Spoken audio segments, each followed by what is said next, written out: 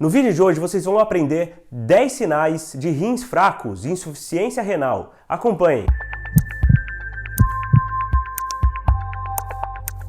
Olá a todos, eu sou o Dr. Moser Susgen, esse é o meu canal, seu cardiologista. Aqui meu objetivo é levar informação de qualidade para que vocês possam viver mais e melhor. Ensinando a cardiologia e a medicina de forma simplificada, vocês podem aprender a perceber os sintomas e a evitar doenças. Sem mais delongas, o primeiro sinal de que o rim pode estar fraco é confusão mental, sonolência, aquele paciente que dorme mais do que deveria, fica confuso às vezes, não fala as coisas com muita naturalidade e confiança, não percebe muito o ambiente, troca o dia pela noite, fica mais prostrado, mais fraquinho. Isso daí pode ser sinal de que o corpo está acumulando toxinas, metabólitos que o rim deveria estar eliminando e não está. Por exemplo, a ureia. Então a ureia, quando está muito elevada no sangue, pode deixar o paciente confuso, com muita fraqueza, que dorme mais do que deveria. Isso pode ser um sinal de que os rins estão fracos. Número 2, diminuição da quantidade de xixi. Então o rim, por não estar funcionando direito, ele pode eliminar menos urina. Não é sempre, mas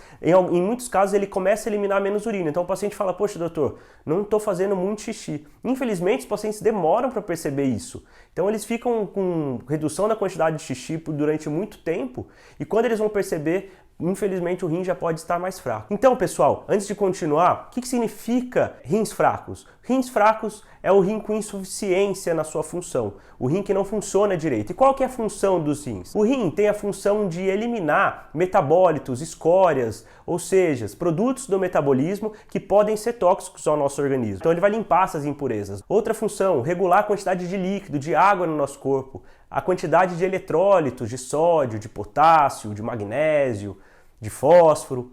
Isso é importantíssimo. Faz parte essencial da metabolização da vitamina D, que todo mundo tem falado aí no Covid, né? Vitamina D é importante para muita coisa e o rim, quando não funciona direito, a vitamina D também não funciona direito. Além disso, liberar hormônios para regular a pressão arterial. O rim é muito importante no funcionamento e na regulação da nossa pressão arterial. E quando o rim fica fraco, a nossa pressão arterial pode ficar ruim. Então eu vou falar aqui o terceiro sinal, pressão arterial que não consegue controlar de nenhum jeito. Então o paciente fica com a pressão muito alta, toma remédio, adiciona remédio, a pressão não controla, vai somando remédio, daqui a pouco está usando vários remédios e o problema ali central está sendo o rim, que não funciona direito, que não está produzindo hormônios de uma forma regulada. Então esse paciente que fica com dificuldade de controle de pressão, a gente tem que suspeitar e investigar se esse paciente não está com disfunção renal. Antes de continuar, pessoal, eu queria pedir aqui aquele javazinho para vocês se inscreverem no meu canal, darem um like nesse vídeo, comenta aqui embaixo. Você conhece alguém com insuficiência renal?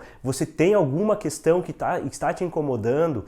Ative as notificações, assim o YouTube vai entender que esse vídeo é legal, que ele é interessante, que ele pode ajudar mais pessoas, ele vai disseminar esse vídeo para que mais gente possa ter acesso a esse conteúdo. Então no mundo, os pacientes acima de 64 anos, cerca de 28 a 46% dos pacientes têm algum grau de disfunção do rim, ou seja, cerca de 1/3, a metade dos pacientes acima de 64 anos tem uma disfunção nos rins e muitas vezes não sabem, não fazem um tratamento e não previnem que esse rim piore. Então se a gente faz o diagnóstico precoce de insuficiência renal, a gente tem medicação que pode retardar a evolução dessa doença, a gente tem medidas que a gente pode ficar de olho para que esse paciente não evolua com diálise no futuro. Então atenção pessoal, disfunção nos rins, os rins não estarem funcionando adequadamente, ele pode ser tanto agudo, ou seja, o paciente, por exemplo, internou numa UTI, evoluiu com alguma complicação, por exemplo, uma infecção muito grave, esse rim ele vai rapidamente perdendo a função.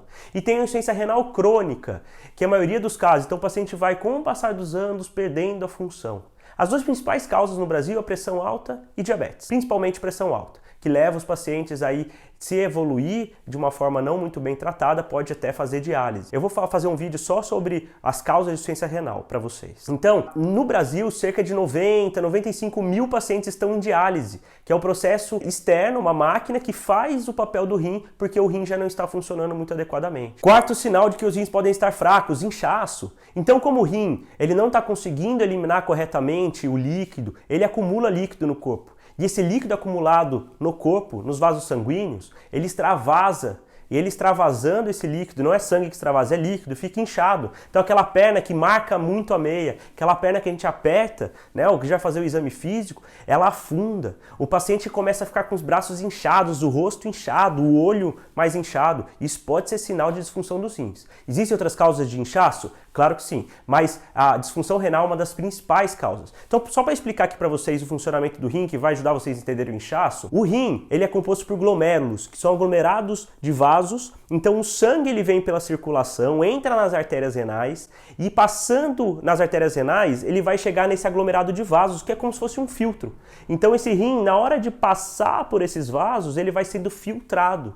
E a gente tem vários mecanismos, é um mecanismo muito complexo, então a fisiopatologia das doenças é muito rica, né? É muito legal estudar isso daí.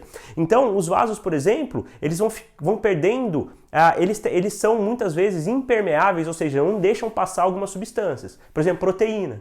Então, um paciente que começa a ter lesão desses vasos sanguíneos, por exemplo, pressão muito alta há muito tempo, esses vasos desses glomérulos que eu falei para vocês, que esses aglomerados de vasinhos finos, eles vão se machucando, eles vão perdendo a capacidade de filtrar adequadamente. O que acontece? Começa a passar mais proteína do sangue para o xixi. E por isso que o paciente fica com a urina espumosa. Então o paciente começou a ficar com a urina com muita espuma.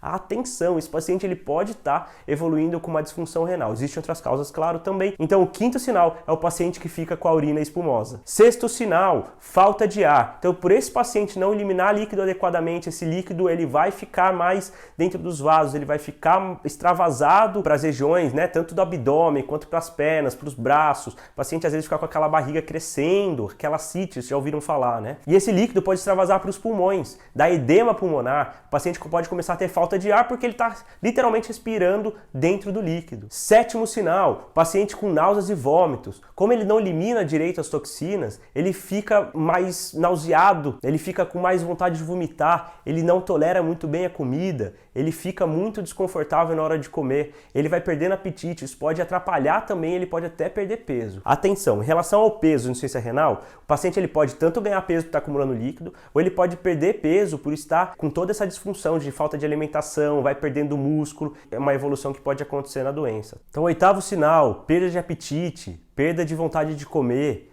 perda da fome. Esses pacientes, por acumularem toxinas, por terem alterações nesses metabólitos, eles vão perdendo a vontade habitual de se alimentar. Isso corrobora, isso junta com as outras questões que estão acontecendo, esse paciente vai perdendo músculo, ele vai ficando mais fraco, ele vai perdendo nutrientes, e isso é muito perigoso. Número 9, fadiga. Esse paciente, por também acumular escórias, que são essas toxinas, esse paciente muitas vezes está acumulando líquido no pulmão, esse paciente por estar perdendo músculo, esse paciente ele vai ter dificuldade, ele vai ter cansaço, ele vai ter falta de vontade de fazer as coisas. Por quê? Porque ele está doente. E muitas vezes esses pacientes eles são interpretados como com falta de vontade, alguma coisa secundária à idade. Muitas vezes esse rim pode estar disfuncional, então esse paciente vai evoluindo com uma fadiga, essa fadiga vai cronificando, então disfunção nos rins é alguma coisa que tem que ser investigada. E número 10, finalmente, o paciente que evolui com uma urina mais escurecida, uma urina com odor forte, uma urina que mudou o padrão do que era. Claro, pode ser uma desidratação,